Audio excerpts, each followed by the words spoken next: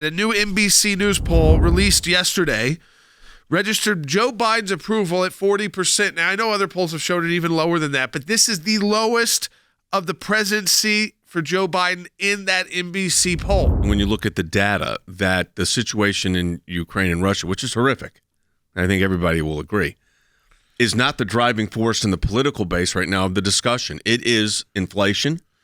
It is the cost of energy. When they ask people, what do you care about most, 1 in 5 said it's cost of living or fuel prices. Then it drops considerably in the Gallup poll to 9% saying Russia and Ukraine, 3% saying COVID. Now, interesting on that COVID number, that's where Joe Biden used to shine. The big news last week, of course, was that President Biden had tapped into the the petroleum reserves because of the concern on pricing. And Professor Hutchison was with us and said it would have a minimal, at best, effect on the cost of fuel, which Harry's prognostication was correct because the effect on fuel so far has been about 6 cents. They believe releasing fuel from the Strategic Petroleum Reserve will offset a lot of their bad policy initiatives, which began on day one when the Biden administration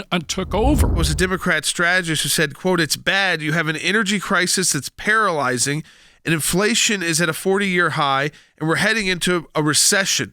The problem is simple. The American people have lost confidence in Biden." There is no faith in the foreign policy, but there's also no faith in the domestic policy of this president right now. And that is what's creating uncertainty in Washington. That's why it's imperative. That's why Jordan was just up there in Washington dealing with this.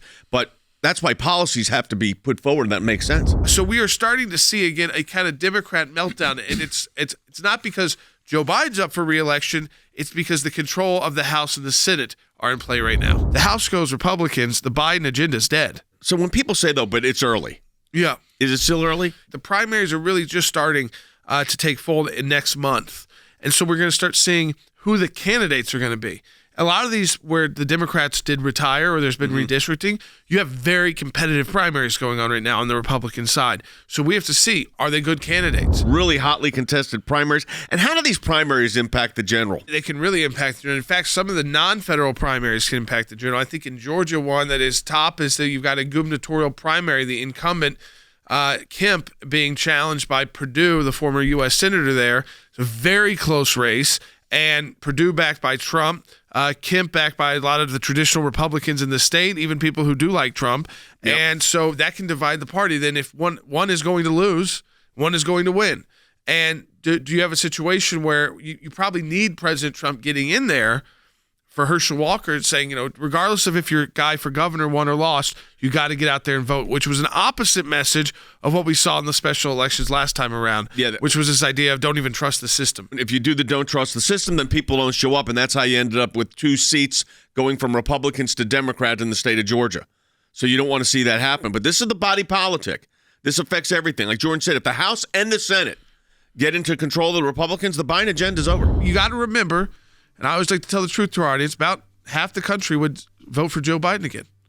Yes. I mean, it's very close in our country. It's very divided. So it's all about who can get the 4 or 5%. That's going to trickle down into these, the Senate races, especially when they're statewide races. This is going to move really quick. So it's fair to say it's still early because, like Jordan said, 7 months in politics is a lifetime. But you want to know something? It could change really quick if the Republicans were to get the House and the Senate, and vice versa if the Democrats keep both. That would be a big deal. I don't see them keeping both sides. It's very difficult to see that in the House. Just no poll is showing that. Every poll is showing that Speaker Pelosi is done in the House. And effectively, that kills the Biden agenda. I mean, it's already been very tough for them. But, I mean, goes to next level of difficulty. And really the only way to get anything done legislatively will be to compromise with Republicans. But they can't even compromise amongst themselves right now.